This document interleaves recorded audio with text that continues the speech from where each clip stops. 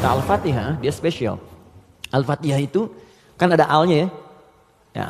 Fatihah itu artinya pembuka. Oh, ini kelihatan? Belum saya tulis. Masya Allah, imannya kuat banget, belum ditulis udah kelihatan. Oh, luar biasa. Ya, semoga Allah ampuni dosa kita. Fatihah. Oke. Sini baik-baik, fokus. Fatihah itu artinya pembuka, bukan sekedar pembuka, tapi pembuka semua ragam kebaikan, semua jenis kebaikan.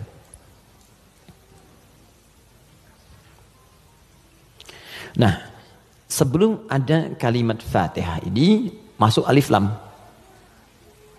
Kalau kita belajar gramatikal bahasa Arab di ilmu nahwu khususnya, ya ilmu nahwu. Jadi ada 4 turunan bahasa Arab itu. Jadi ada nahwu, ada sharaf, kemudian sharaf 12 turunannya, ada balaghah 3 turunannya. Ada ma'ani, bayan, badi'. Ma'ani itu untuk memilih kata sehingga diksinya tepat untuk diungkapkan. Kayak kita mau bicara ke orang dewasa dengan anak kecil, anak muda beda kan? Bahasa milenial dengan bahasa yang senior lain ya. Itu ma'ani. Bayan cara mengungkapkannya supaya jelas. Badi untuk memperindah kalimat supaya nyaman diterima. Jadi kalau kita mengajar seperti orang tidak tergurui, memerintahkan tidak tersinggung untuk kemudian diarahkan. Itu badi ya namanya. Sama kayak Anda memuji, saling puji ya. Kamu cantik deh, itu biasa. Tapi kalau kita katakan rembulan pun kalah oleh pesonamu saat ini, itu badi namanya. Silakan bikin status. Arud. Yang terakhir arud. Arud itu sebetulnya ilmu untuk bikin puisi di Arab. Ada 16 rumusnya. 16. Jadi disebut bahar namanya. Ada tawil, tawilun lahulun al-buhuri fadailu fa'ulun mafa'ilun fa'ulun mafa'ilu. Ada rajaz. Ya mustaf'ilun mustaf'ilun mustaf'ilun mustaf'ilun mustaf'ilun mustaf'ilun. Sautus safiril bulbuli hayyaja qalbi thamili al-ma'u wa zahru ma'a zahri lahdil muqali fa anta yasali dari wa sayyidi wa maulali fakam tayyibuli wa zaidun uqayqali qataftuhu min wadatin fi hadha ar-rajuli faqala la la la faqad ghada muharwili wal walad wali ya wailali faqultu la tuwalwili fabayinu lu'lu ali qalat lahu hina kadza inna radidul muqali kahatan ka khailali tabtabitam tabtabuli. Coba diulang. Itu orang Arab. Cuma nanti belakangan itu bisa jadi rumus untuk bisa membedakan cara baca Quran dengan cara bacaan di luar Quran. Bisa. Di puisi itu kan puisi Arab ada qasidah namanya. Ya qasidah itu asalnya bukan yang pakai rebana, bukan. Ya qasidah itu kalau puisi ada 7 bait disebut qasidah.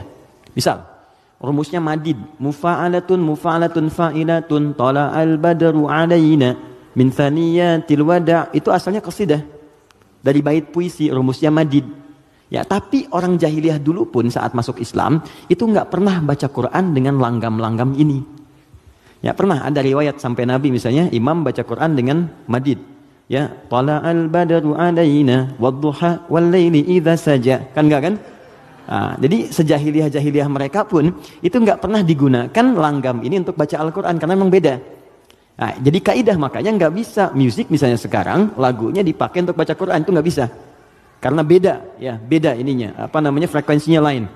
Gak ada kan imam baca sekarang, iyyaka na'budu wa iyyaka nasta'in, gak ada kan? Ya, bisa sih bisa, cuman enggak gitu ya. Kan gak enak kedengarannya. Itu ilmunya arud namanya. Dan ini ilmu bisa digunakan untuk mengukur pahala yang diberikan oleh Allah. Nanti lain waktu kita bahas. Nah, di ilmu nahwu ada al. Al ini punya 2 arti secara umum. Satu disebut ta'rif, ma'rifat. Ma'rifah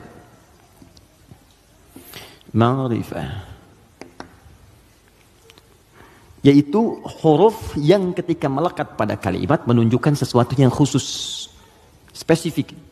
Kalau di bahasa Inggris the mungkin ya, artikel the, car, mobil, umum. The car, yang ini nih bukan yang lain. Pen, umum.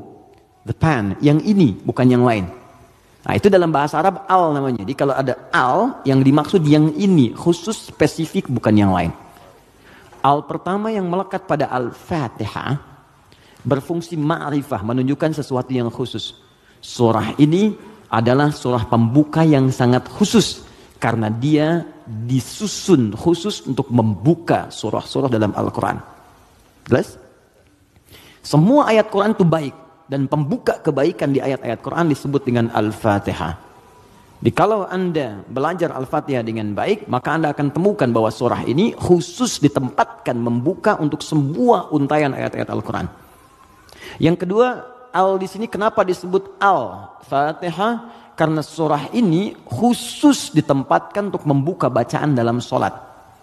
Jadi ketika kita mulai takbir, Allahu Akbar, rukun bacaan pertama dalam sholat, itu Al-Fatihah. Jadi kalau bapak, ibu, teman-teman, ikhwan, akhwat tidak baca iftitah, itu sholatnya masih sah. Karena sunnah hukumnya. Tapi kalau Anda sengaja nggak baca Al-Fatihah, maka Anda mengulang sholat, batal hukumnya.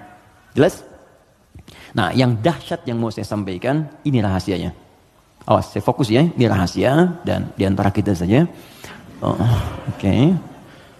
Disebut alnya yang kedua dengan istighraq, namanya istighraq.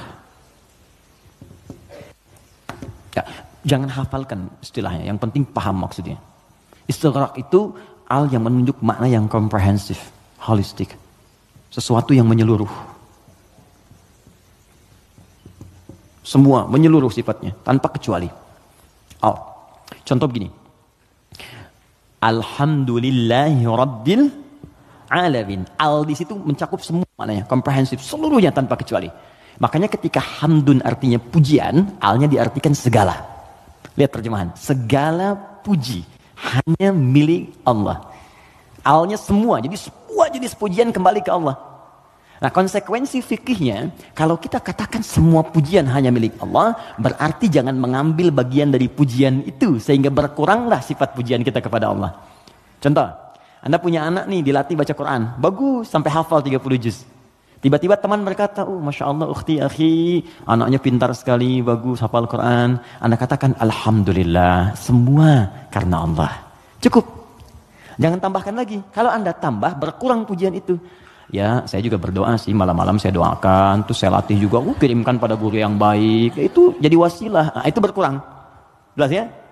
Anda sakit, kemudian ke rumah sakit, terus kaki sudah mulai agak baik, teman-teman nengok, gimana kondisinya bro? Ya kawan, bagaimana kondisinya? Alhamdulillah sudah baik. Nah kalau sudah alhamdulillah jangan ditambah. Ya walaupun sedikit, ya walaupun meskipun barangkali itu hilang semua. Karena ada al. Nah sekarang masukkan ke sini. Tadi teman kita baca Al-Fatihah, fungsi yang kedua dia ini. Istighraq menunjuk pada makna semua tanpa kecuali. Kalau digabungkan dengan makna ini rahasianya. Pembuka jenis kebaikan. Masuk al di sini.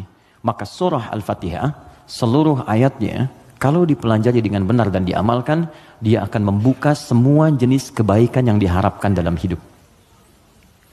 Orang ingin sukses, pelajari Al-Fatihah, maka akan dibuka kesuksesan. Ada yang sakit, ingin mendapat kesembuhan cepat, pelajari Al-Fatihah. Di situ ada rahasia bagaimana mendapatkan kesembuhan cepat dari Allah. Orang ingin rezeki, ingin ilmu, pelajari Al-Fatihah. Maka di situ ada nilai-nilai kebaikan yang cepat dibuka. Makanya satu-satunya surah dalam Al-Quran yang banyak namanya sesuai dengan objek kebaikannya hanya Al-Fatihah. Dia disebut Asy-Syifa karena di dalamnya ada kandungan untuk mempercepat datangnya kesembuhan dari Allah. Ada kepala suku di Arab dulu tersengat kalajengking Arab. Racun masuk ke dalam sampai sekarat. Secara medis nggak bisa, semua angkat tangan. Datang rombongan sahabat. Yang tadinya mampir ditolak, kemudian dikejar. Ada enggak yang bisa menyembuhkan di antara kalian? Satu orang mengangkat tangan. Kata orang ini, insya Allah, bukan saya akan sembuhkan. Kalau Allah berkehendak. Dibawa orang ini, kemudian menghadap pada kepala suku tadi, dilihat kondisinya, dibacakan Al-Fatihah. Hanya sekali baca. Tidak diulang, tanpa wasilah apapun, begitu dibacakan, selesai baca, sembuh orangnya. Nah ini pembuka semua jenis, makanya dalam setiap keadaan seringkali dibaca Al-Fatihah, Fatihah, Al-Fatihah. Tapi persoalannya, kok orang dulu bisa sekali baca sembuh, orang sekarang ratusan ribuan kali nggak sembuh-sembuh gitu. Persoalannya apa?